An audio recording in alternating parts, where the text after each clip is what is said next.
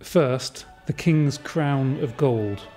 The border garnished with 6 balances, 5 sapphires, 5 pointed diamonds, 20 rubies, 19 pearls.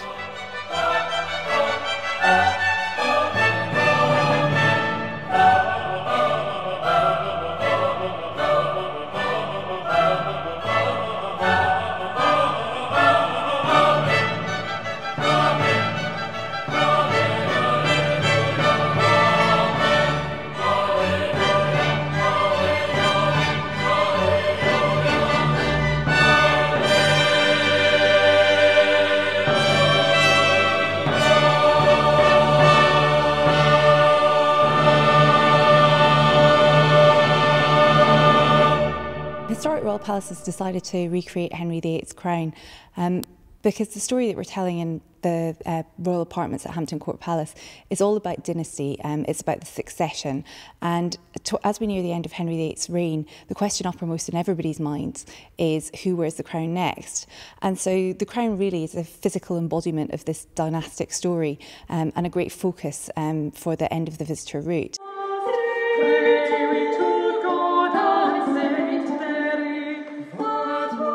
Commissioning the crown was actually relatively simple for Historic Royal Palaces because we worked very closely with Harry Collins, the Crown Jeweller, at the Tower of London, taking care of the crown jewels and displaying them to visitors there. So when we first came up with the idea of recreating Henry VIII's crown, we turned to Harry and asked him if he might be prepared to help. I was working on the Crown Jewel project in the Tower of London, which was a complete refurbishment of the crown jewels, which are looking wonderful.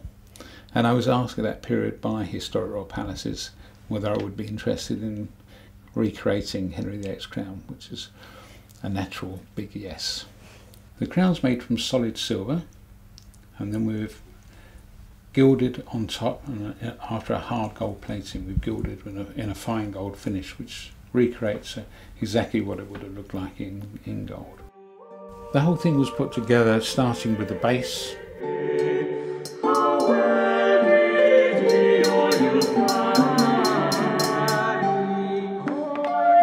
And then the diadem soldered onto the top section. This was a separate unit, completely detached.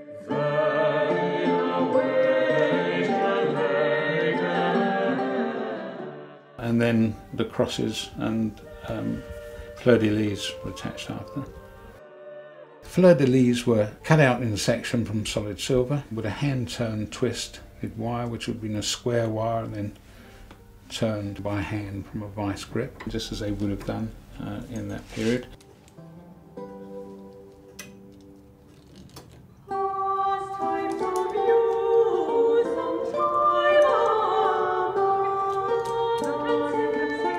And then we haven't used a modern soldering system where you wouldn't see and it'd be all the way through. We've soldered in sections as it would have been then.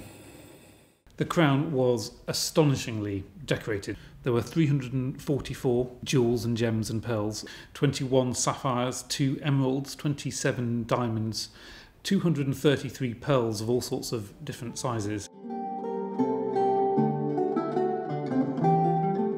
Harry's brief to me was very simply to recreate the look that we had seen in the painting of Charles I in the National Portrait Gallery of Henry VIII's crown.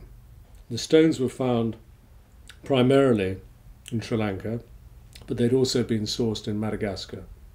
The stones were cut in cabochon form, or en cabochon, which means a curved, domed surface, but we had to recreate not only that, but also that antique look, which meant a slightly irregular surface achieved by using very antiquated wheels to do the cutting.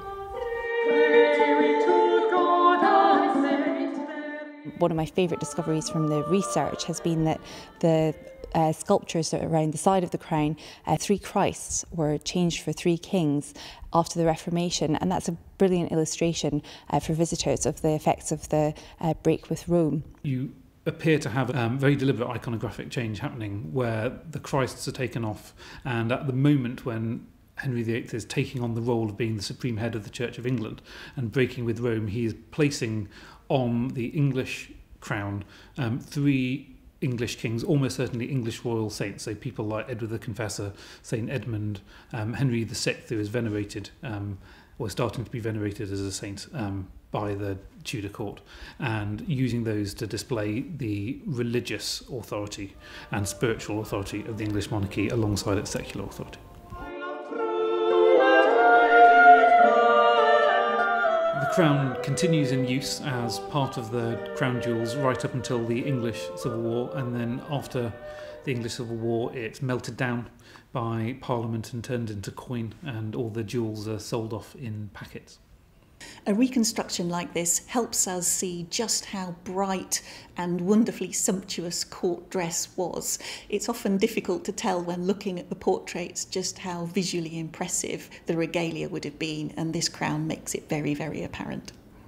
This has been certainly one of my most loved projects. I don't see how it can be beaten, really. I just have enjoyed it from the very moment I was asked. I've eat it for breakfast, lunch and dinner. I wake up seeing Charles I standing by it. The phrase honour and a privilege has been somewhat overused, but I would classify it as both of those. It has been a tremendous honour and a privilege. The crown is a fabulous object that's going to dazzle visitors. But it works a lot harder than that interpretively, and really allows us to tell this amazing dynasty story where Henry VIII walked with his crown and processed with his crown at Hampton Court Palace.